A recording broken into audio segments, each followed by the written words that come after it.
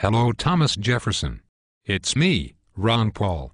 I am so glad you are here, because I really need your help. Ron, this is a dream. I can only give you advice.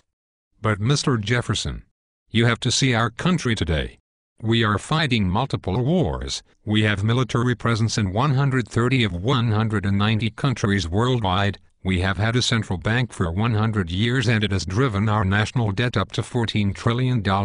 The citizens and businesses lose more than 1/4 of their income to taxes, and we have to import most of the goods we consume because many of our jobs have moved overseas.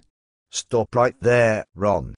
I am glad this is a dream, because if this were reality, my head would have exploded because everything you say is very inconsistent with the government that I helped to establish. We have come a long way since your time, sir. The United States is the policeman of the world. We are monitoring every country's actions and exerting our power upon them when they do not conform to our ideals. I have seen enough of one war never to wish to see another.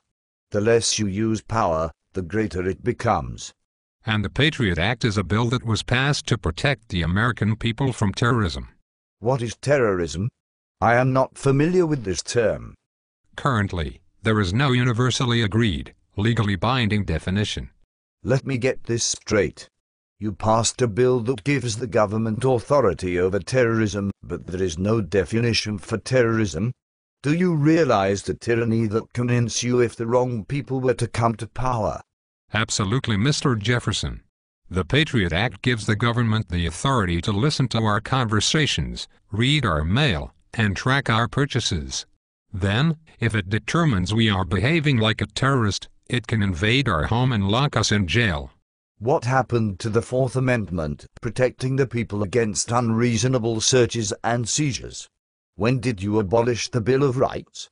We still have the Bill of Rights, but many federal judges believe that the Bill of Rights does not apply directly to our generation. They say that you and the Founding Fathers could not foresee the unique circumstances that we encounter in our present lives, and that you would write the Constitution differently if you were here today. Are you kidding me? That is exactly why we wrote the Constitution in the first place. After living in England in the 1700s and witnessing firsthand the oppression in France in the French Revolution, we all knew how our corrupt government thinks and acts. We wrote the Constitution to protect the people. My God, what happened? If you sacrifice liberty for security, you lose both. Mr. Jefferson, I wish you could run for president in 2012. From the sound of it, I don't think I would have a chance at being elected president in your society. You stopped the first central bank during your presidency, and Andrew Jackson stopped the second central bank. If I were president, I would bring an end to the third central bank. We call it the Federal Reserve. Federal Reserve? When was it established? The Federal Reserve Act was enacted on December 23, 1930. Why, that is 2 days before Christmas. Was Congress still in session? The Federal Reserve was established in a very secretive, corrupt fashion.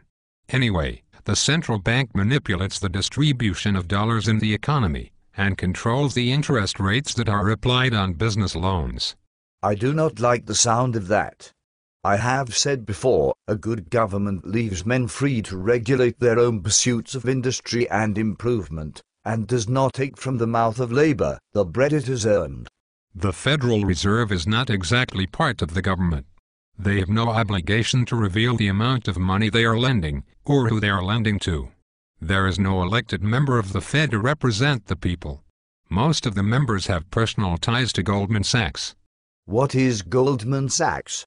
It is an investment bank that makes money front-running stocks, selling treasury bonds to the Fed, and buying insurance on toxic assets through an insurance company called AIG, which they knew would be backed by bailout money from their buddies at the Fed. What? The Fed doesn't buy treasury bonds directly from the Treasury? And what is a bailout? The Fed pays a premium for the treasury bonds it buys from Goldman Sachs.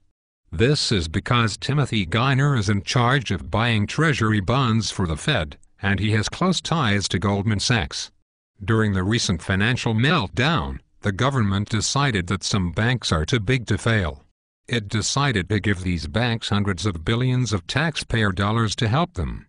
Good Lord. What does too big to fail mean? How big does it have to be? There is no definition. If the Fed thinks you are big enough, then you will get bailed out. Do you understand what this means? It will allow small banks to fail and enter bankruptcy and allow large banks to swallow them up. This is exactly what we wanted to avoid. And if the large banks know they will get a bailout, they will make crazy gambles in the future if there is no regulation. This is very dangerous. By the way, where did the government get the hundreds of billions of dollars for the bailout? Did the American people agree to let them raise taxes? No, we paid for it through inflation.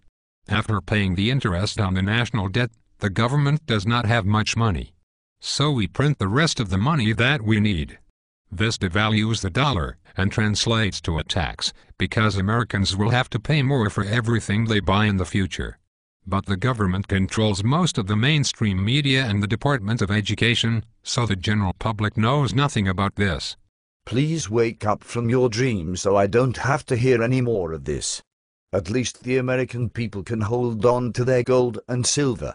Actually, the dollar is not backed by gold or silver anymore, and it was illegal for an American citizen to own gold from 1933 to 1974.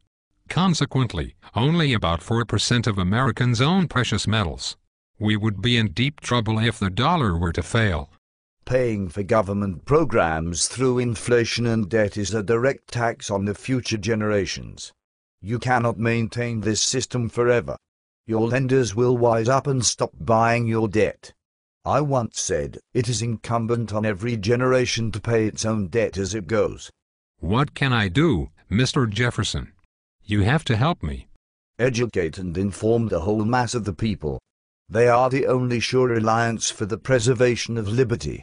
Every generation needs a new revolution. Continue what you are doing. And please don't dream about me so much. This is a nightmare.